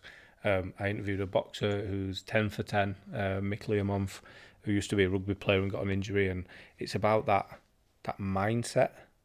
I've got a few friends who are professional rugby players, and that sort of, David Beckham taking free kicks in a park outside of training with his dad. Maybe his dad made him do it, but if you want to be a name that people remember in your field, then you have to do these things. If he's going to be the most impressive manager with the best work rate and get the most respect from your players, because that's a big thing for being a manager. Yeah. How is he going to be different from the rest? And it's his research, it's his spreadsheets, it's his commitment. He's turned that team of players into, Premier League players. So mid-table Championship players into now Premier League players. Dallas, Cooper, Click, Bamford are now doing it in the Premier League, and you kind of knew they would do. With another manager, you'd think, it's a step too far for him. Yeah. But I mean, I'm sure he drives them insane with his demands. But the payouts are worth it. They know that the payoff is so big. And I saw Cooper being interviewed this week, and he was saying, he's changed me as a person. He's changed me how I carry myself. He said, so he's obviously changed. He's the whole man. Behaviour off the pitch. Yeah, everything. Yeah. And it seems, everyone said that now when you meet the Leeds players, they are humble, they have humility, they want to help people, they're good with the kids and stuff. You can't imagine Paul Pogba taking time out of his day to help some little kid around, can you? He'll be off doing his hair and, all the rest of it and getting his branding sorted. When he can't, Mesut Ozil, 350 grand a week, can't even be bothered turning up for training half the time, can he? Hasn't played for months, has he? I wonder if he watched Leeds yesterday and just thought, wow, these lads are on 20 grand a week. Yeah. And they're putting me to shame here. And he has changed the whole... People have said, haven't they? What would Bielsa do now, they say to themselves. If I'm in a tricky situation, what would Bielsa do? It's kind of... People have said he's made me a better bloke, and I'm just a fan, Wow. And he's... In a world of Trump, it's all about yourself, totally selfish, quite a cruel bloke, isn't he? No humility, arrogance, narcissism. He's the complete opposite of that, isn't he? Yeah. Total antithesis of that. And that, I think we've needed him, Christ. I mean, I think Boris is the same, that's just my opinion. But... it's all about look after yourself, and he's the opposite of that, isn't he? He's, So what do you think the expectations of the club were for him for this year? What do you think they've said targets? Just to stay up, finish top half? I think secretly they're thinking mid-table. And I was thinking, do you know what? I think we can finish mid-table here. Obviously, I just wanted to stay up. If we finish one place above, it'll be all right. But... and then rebuild again next year? Yeah. But I don't think he'll be here. I Really? think he'll be gone after this year. So do you think I don't know though, because if he's the sort of manager that likes a challenge, so his challenge is to get Leeds to a Premiership, I think it'd be, okay, can we win a Premiership and then I'll go. I just look at his track record. I think this is the longest he's ever been at a club, I think, is it? As a club, he's been longer when he's been international manager. But he's achieved his objective, which is to get us up. I think in his head, his objective will, stable, solid Premier League club. So if we finish 10th or something, 12th, I think he will have thought, I've done it. A tiny bit of me thinks he's fallen so much in love with his city and the people and his players. And after seeing that footage of him being so emotional when we won, you think maybe he might just stay another year. He might just, maybe he'll think, stabilise this year, Europe. Next year, finish 4th, maybe a Champions League place. I hope. But then would he look at it as in, as we stand now, I'm an achiever. Yeah. Do I get out in case next year things are different? So let's stay up this year, and then it's what more can I achieve? If we're always going to be mid-table, I'm not achieving anymore. It's hard to know how he thinks, and it's. As soon as anything goes wrong with the hierarchy, the chairman in the past is gone, hasn't he? Right, you've betrayed me or whatever, I'm done, kind of thing. But that seems to be okay at the moment. He'd need, even these players, as amazing as they've been, I don't think they can challenge for Europe. But, if he was given the players he wanted next year to challenge for Europe, he might stay. But I don't know. He's 65. Has he had enough? Is this his last job? Does he want to go back? He'll wait till he's 67 and retire. Does it still work the same way in football? Is 67 still the age of retiring? Well, his manager, Roy Hodgson's 72 or something, is he, or something? But he might want to go back to Rosario. He's away from his wife, isn't he? Yeah. He's grown-up kids. I'm already mourning the day. What do we do? When he goes? I mean, how I'm a big Leeds Rhinos supporter, and when we had a dodgy year when Sinfield, when everyone left, we had sort of 5 key players leave. I think and then we had a dodgy year, and then we're bringing Sinfield back to be part of the coaching team. So everyone was like, "This is going to be amazing," and then we found out that Sinfield's a bit of a dick. I didn't follow that. I remember seeing him in Costa in Kirkstall, just near the training pitch opposite. And I think it was about that time he was kind of signing. It looked like he was in discussions to come in, yeah. So what happened? I'll talk about it, but I might need to cut it because I'll have to ring the guy and ask if I'm allowed to talk about it. But I'll tell you about it. Called trumpet arsehole, but Sinfield's a bit closer to home, isn't it? Yeah, he had the opposite effect. So we were thinking, brilliant, Sinfield's back. He's a legend. He's going to motivate the players. He's going to bring that sort of spark. It destroyed it. Had the absolute opposite, because I was thinking when you were saying who would replace him, and you think, oh, who have we got? Let's ring David Batty and see where he is. Let's get like a proper legend back, and get them in as part to sort of. And then you just think it doesn't always. No, it don't work. I don't think it works a lot of the time with this. Just because you were a fantastic player, don't mean you're going to be a brilliant manager. Some are, and I get that you gain the respect if you've done it at that high level. But Brian Robson wasn't a great manager. Woody's struggling. Woodgate's struggling. But do you think the Leeds players now, if they've grown up supporting Leeds, and then someone steps in because they would never have got to play with any of like the sort of 90s squad. No. They'll be used to such a high level of coaching now. Yeah, it'd have to be somebody who knows. I mean, just being a great player, like, if Gordon Strachan came in, I don't think that's enough anymore. Yeah. They've seen a bloke who's never been a great player. He wasn't a great player. His career was very short and didn't really do anything. Be an unbelievable coach, Yeah. And I wonder. So Gary McAllister's currently at Glasgow Rangers. Yeah, is he assistant or something? Yeah. Is he doing something like that? I wonder if he's picking enough up. His ears might be twitching, thinking. Steven Gerrard. I mean, could he go? He could. I mean, this is the first season. This is the first season Rangers have challenged Celtic. Yeah. So Rangers got demoted a few times because of tax from. Just after Walter Smith's era.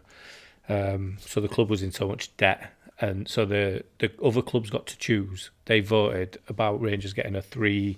So they went down to I remember, not quite Sunday League, but they were playing in parks with a white metal, like the training pitch on the quarry. Yeah. They were playing on pitches like that. So they went from Scottish Premier to that, and they built the way back up. And then for the last couple of seasons, they've been sort of not brilliant, and now they're challenging the sort of above Celtic, or depending on when the game is, Celtic are above them. But they've really sort of brought it back, and I'd like to think it's a lot to do with Steven Gerrard and his input. Have you heard of clean graffiti? No. So I won't show you pictures because it won't translate very well on screen. So clean graffiti is a stencil with what you want cut out, so not like blocks and then you paint around it. So if it was Leeds, it'd be a block of wood and then Leeds would be missing. Yeah. Put it on the floor. Yeah. Get a jet wash. Yeah. And then when you take the stencil away, you've cleaned the floor of the stencil. So with the word Leeds, I see. Yeah, and it's a really, because I was thinking, like in Beeston Park, have some motivational, for runners, for dog walkers, just keep going. Maybe some famous quotes from like Muhammad Ali or things like that. But then when we looked into it, the cost you'd have to have of a stencil, and you wouldn't repeat them. So it'd have to be different quotes. So I bought some like brass letters, so you can just pin them together and create words. And it didn't work. It didn't work. But if you were doing things Leeds United based, where you could just have champions. You could Yeah, put yeah. that on the path as many times as you wanted, leading to Ellen Road. Yeah. And if you just had a big piece of perspex with it cut out in the middle, stand on it, and then I move presume on. that over time it gets dirty again, doesn't it? Yeah, But then yeah, you yeah. Just do it again. Unless the don't whole path gets clean, but the other bit of the path will always be dirtier than you? Yeah. that. So while it's getting dirtier, it will always, well, it should always. It should always show, shouldn't it? Places like Starbucks, and they do it outside their shops. So Do they have they? a Starbucks stencil and they spray into because it's not a permanent, it's not criminal damage. No, Because all you're doing is cleaning. Yeah. So all you need is a pressure washer. So Yeah. you need the ability to plug in and to have the water. Yeah. That's a good idea, isn't it? I've got a pressure washer. Have you? Yeah. Never use it actually. Yeah, you just need the electricity, don't you? So if you've got somebody who's got a van who's a window cleaner or a valet, Yeah. because that's what we were going to do some in Halifax. We were doing a drug campaign, specifically around cocaine. So they'd come up with this slogan, and they were just going to spray them on the floor. All something to do with lines. I can't remember what it was. It was quite a catchy slogan. It Yeah. was just a couple of words, and they just put it on the floor and jet wash into it, move on somewhere else. But we paid for I think it was a window cleaner or something with a van Yeah. to come and just do it for us, follow us around and do them. That's a great idea, isn't it? I'd like to do something on floor. I saw this really cool like zebra crossing in London that would like instead of I don't know what the rules are, but instead of it being black and white, it were all these beautiful patterns and stuff like that. And Oh wow! there's scope to do nice stuff. I said to Leeds United, I meant to be doing some painting in stadium, and we had a meeting about it before lockdown. But then they've been busy and everything, promotion, and everything. But I said at the time. I said if we get promoted, I'd love to do a walkway of shirts of the squad that have won promotion. So, full size sort of templated shirts with Dallas on it, Cooper, and we'd have like a kind of walkway of all the shirts in the 3 different kits that we've had in the year. And they were up for that, and they were going, "Oh, it'd be great around back at COP." There's like a pathway in there, and we'd have a thing, Champions 2020 or something, and to celebrate these lads getting us up. And I need to re-suggest that actually. You'd have to use special kind of like non-slip. Yeah, it's like that stuff type. you get in playgrounds. Yeah, when yeah. they mark the patterns and stuff on the floor. I don't know what it's called, but that'd be awesome. Get in touch with your mate from Evening Post and see if he's got any of that black stuff left. Oh, Jeff the nut job, whatever it is called. God, I shouldn't say that. He might come out of hiding if I. But yeah, I think something like that would be good, and it would be hard for people to cover that up. Yeah. I mean, I suppose they could just spray paint on the floor. We've even had a bit of that in Burley now, just spraying pavements with tags. It's nothing else, lads. Yeah. Go do something creative somewhere. Do something nice. How would you find out not who they were as in a way to get them into trouble, but to try and include them in something? Do you think that'd be possible? I don't know. I don't think they'd want to come forward. I don't know. I think because then they'd be worried to get done for criminal damage, wouldn't they, and stuff.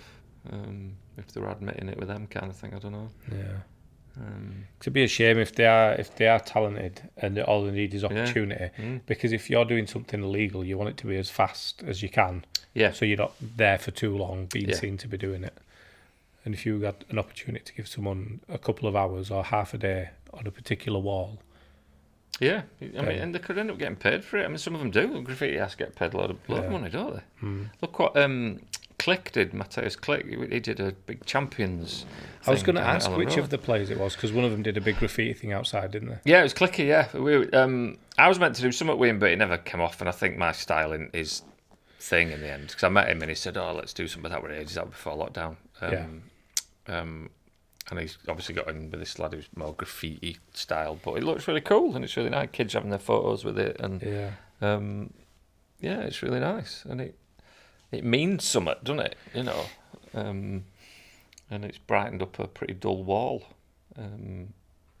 So yeah, that's great. It's just like I said, it's just disheartening when I spend 3 evenings doing something and then someone just come and ruin it and I have to go repaint it. And Yeah. If you could, if someone said, I've got this amount of money and you've got this much space, and I just want you to do whatever you want to do. So let's do a Leeds-based one and a non-Leeds-based one. Right, I've got some good ideas for Leeds United ones at the moment. I want to do. People have done Bielsa ones now, haven't they? But somebody was asking me to do another Bielsa one, and I said, well, I think that's kind of been done now. But I had an image of him, that famous picture of him holding the trophy with all the players, because they had to cajole him, didn't they, to lift the trophy up, because he's so humble, and it's a lovely picture. And then a quote from it is a lovely quote in the Amazon documentary about him talking about us getting promoted and what a beautiful thing it was and all this kind of stuff. Really beautiful words with a quote with that. I'd like to do that. What was the quote? Can you remember? He said, the fans don't gain anything from this but emotion. He's talked about it being something he'll always remember because it was so, so beautiful. Oh, nice. And I watched it on the documentary. I was like, choking up. I'd also quite like to do the Billy Bremner statue, but him wearing the new Adidas kit of like Premier League 2020, but Billy dressed as a modern Premier League player. I thought that'd be quite nice. Non-Leeds ones, I'd like to do a massive tape cassette. I've done a few tape cassettes. I still play tapes. I'm the only person on the planet that still plays tape cassettes. Right, okay. And I've got a tape player in my van, so I can't play out else anyway. But I still make myself mixtapes, which is like some ancient art now, isn't it? You know, some ancient Egyptian art, the art of the mixtape. And I love tapes. And I just love the physicality of tapes. I love the shape of them. And I've done a few boxes with Kirkstall mixtape, Headingley mixtape. And I'd just love to do a massive one of them on a gable end, a massive tape. I just think that'd look really cool. It'd be really nostalgic for people my age, you know. Yeah. And even for some kids are now buying vinyl, and you know they're looking back at the retro ways of playing music, aren't they? And I'd love to do a massive one of that. Oh, how does that make you feel calling it retro? Old, very, very, very old. My son's in van going, "What are you playing this shit for? How do we get to the next song?" And you go, "Well, you have to fast forward it." And you go, how do you know when the next song starts? I'm like, you don't. That's the fun. You have to stand. You've gone too far, and then you have to go back. And then he's like, "Bloody hell, Dad! This is like, what's the point?" And I went, "Well, it's just how it was. I think you said lucky, lad." I've just bought a games console and it's got like 6,000 games on, from like Amiga, Atari, normal Nintendo, Super Nintendo, through to I think the most recent's just PlayStation 1. Yeah. And some of the games on there, and I just think me and my nephews play like FIFA 2020 and FIFA 19, and let's play FIFA 95. Let's show you. I've seen them. Yeah. Show you what this is, how this used to be. And some of the games that I used to play, when you put it on and you just think, this used to be, like, I can't believe how shit it is now. I used to play Space Invaders, mate. Yeah. I had an Atari. I've done boxes with Space Invaders on, and I've done a box with Pong on. Which is probably the first ever video game. I don't know whether it is. The tennis. Shit tennis thing. Is that what it's called, Pong? Because I was looking for that. Pong, yeah. Right. And that were on my first Atari. I remember playing that with my mate Longy after school. And it was just like, you'd wait half an hour for the ball to come over your side, and you just go ding, and then you wait. And right, I mean, it just took you like a week to finish a set. Do you know what I mean? And it's insane what the graphics are now, and it's just insane. Yeah. But it as a visual art image, it's easy to do, and it looks quite striking and stuff. And it's that's what this is. So the character in the middle. Is from a CD I made. So I do a spoken word. Yeah. So I made a CD, and it's the actual picture is that character jumping on the flag at the end of the Mario level. Right. And then when I was doing this, my tattoo artist says, "Can I make you a logo?" So I said, "Yeah, but I'd like to incorporate this character." And because, I mean, I don't know if you can tell, I've only got my t-shirt and my shoes, but everything's orange. Yeah, you got Audi over there as well, haven't you? Yeah. So it was just like, oh yeah, well... What's the orange thing? I don't... It used to be yellow. Right. And coincidentally, I had a yellow motorbike. Right. And now I have an orange motorbike. So it's probably just that, having things to match. Fair enough. Hey, you're a brave man wearing orange. I know. But do you know what? I've got all sorts. I've got so many. Like I went through this phase where all my hoodies and all my t-shirts were yellow, and now it's just the opposite. It's just orange. But like this is classed as neon. Yeah, it's quite. So it's I'd just look like like a it's a shit bit- Satsuma if I were wearing orange all the time. But it's like my suit. I got that. I Yeah. got that in my yellow phase. Yeah. So now, if I would have bought that now, it'd be black and orange. That's a Formula One thing, isn't it? Yeah, I absolutely love Formula One. I don't get Formula One. I was arguing with my mate. My mate does writing for Formula One in London. Right. He's a Formula One writing hour in our band. He's gone to London, and I've gone, I just don't get it, James. Tell us why it's just cars going round. And he went, no. And Is he convinced you a little bit? no, Okay. So have you got Netflix? yeah. There's what's it called? There's a Formula One documentary on Netflix, and it goes through different stages of the season, different drivers. Watch that, Yeah. and see if that changes your opinion at all. Drive to Survive or something like that. Right. It's called. I'm sure it's great doing it, exciting and thrilling, and It's the personalities, it's the relationships. It's a bit like a soap. The way that certain people don't get on. It's the sort of thrill of it. It's the decisions that are made. So depending on what tyre they're on, so certain tyres last longer, but they're not as fast. And it's it's the technical side of. Oh, so this guy's got these tyres on, and so so you think he's winning, but there's more strategy. Sorry, that side. probably why I love cricket. It's kind of cricket's all science and like this guy's really good. I don't understand cricket. You see, I don't even know I love cricket, but it's a similar thing, I suppose. You're right. One guy's really good off his pads, so the bowler will adjust his bowling to cater for that, and and he knows what his weakness is, so he'll try and get him out that way, and the ball moves in certain weathers in a different way, and I suppose it's similar. You've got wet tyres, and it's a similar thing, I suppose, isn't it? It's like all the nuances of it all, and And I mean, back 94, Ayrton Senna crashed and died. And there's a documentary. I've seen that. Which was really good. Yeah. So the with that, you get a little taste of how corrupt it can be. So all the decisions that went against him because he was Brazilian, because he was from a less wealthy family than Alan Prost. So you had the owner of Formula One who was French, the current champ who was French, and then this new guy who's just turned up and been like, yeah, I'm going to win some races now. And then they made everything go against him. So he had to fight through all those things. And that's so when I tell people like, oh, I'm not bothered if it's about Formula One, I was like, it's not. It's a class war. That was just his job. Yeah. So there's bits of Formula One in it, obviously, but it's just watch how he was treated. My mate told me to watch that, and he's not in Formula One, and he said you've got to watch this Senna thing. It's great, and it was really good. My mate James, he says I've never been to a race, so you can't comment, can you? But he said when you're actually there, just the noise and the thrill of it's incredible. It's on my list of things to do. I've never been able to afford to go. Yeah, I presume it's expensive, but I'm just stupid with money. Like we give money away to like people in community and like, oh, you've got a really good idea there. Here's some money, go do it, sort of thing. I've always said I'll be the worst lottery winner ever. Like I'd be skint, but I'd be like, yeah, but I did loads of good stuff, so well, that's nice, isn't it? Yeah, I'm terrible when it comes to stuff like that. But it's one of the things I really want to do. But then people who don't get Formula One will be like, what, you're just going to go and like, yeah, I know. It's just wait another minute and a half from oh, there we go again. And but there's when you get into it, it's like football. You could say, oh well, it's just they just kick a ball to each other, and then if it goes in net, it goes in net. What can the manager actually do when they're out on the pitch to influence that? But then when you know about strategy and you know about tactics sort of why they bring certain substitutes on at certain times and what influence that person will have and what their role and responsibility will be. It's all the same. I suppose any sport is tactics and nuances and strategies and finding solutions to problems, and that's why we love Bielsa, I suppose, because he's great at that, and it's the same even in motorsport, I guess, isn't it? Okay, let's do this before we finish. Great. What position do you think Leeds are going to finish this season? And it's going to be documented. 9th. Oh, okay.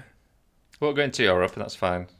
But I think a good mid-table finish, I'm going to go 9th. And would you be happy with that? You have to be over the chuffing moon with that, yeah. Okay. What are you going to go? Well, I don't want to, because when I called Alioski out for hitting post, it happened. So maybe I'll say like 4th, just in case there is some truth in it. Right, I'll go with that. Champions League, thank you very much. I'll say 4th, just in case there is something behind it that happens. It's been brilliant to meet you. I pulled up. And you, pal, and you. I saw your van and pulled up and introduced myself a couple of weeks ago, and it's been like, we need to do this. But just hearing more about it, and I think it's really important, especially I didn't know about Scott, so just the whole, when we're struggling, talking about those sort of things and having you come on and talk about your struggle, I'm hoping other people get to see that. Because if people only ever see, and I always say this, you only ever really see the polished version. Yeah, you don't really see the struggle. I think Grace helped me, because I was your classic bloke who didn't want to talk about those things, and I struggled with a lot. I've been on Prozac for more years than I care to remember. Bielsa's been better for me than Prozac has.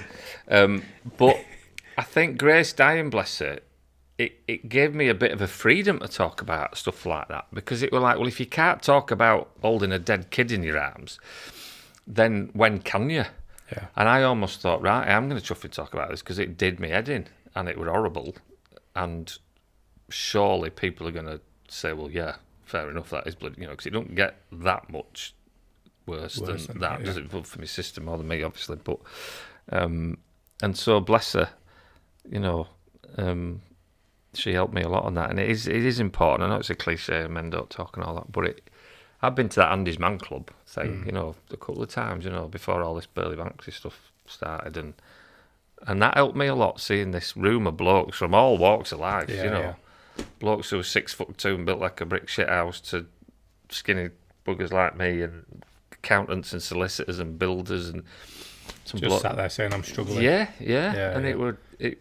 There's strength in that. People see it as a weakness, but the strength that comes from opening up and saying, do you know what, I'm struggling a bit.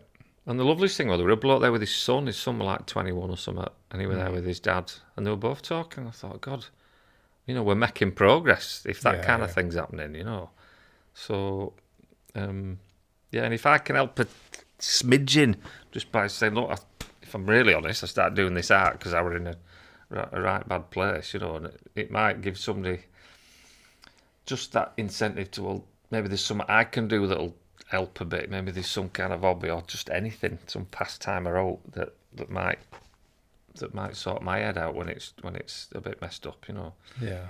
Because I'm sure there's something for everyone out there that'll help them, It's just finding it, innit? And it's when you strip everything else away. There's so many creative people in prison. I bet there there's is, no bullshit, there's no women, there's no distraction, there's no loss of focus. Once you've had everything taken away from you and you have to now entertain yourself. I started writing spoken word in prison. Yeah. Never done it before in my life.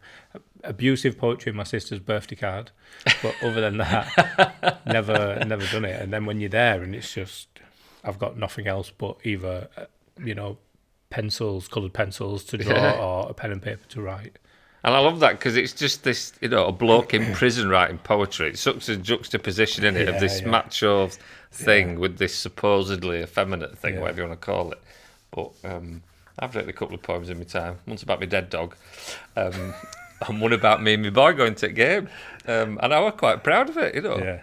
Do you say it in your own voice? Like, you don't put an accent on or anything? Like Oscar Wilde voice or something? No, you'd have to do it as you said. It wouldn't work, would it? Yeah.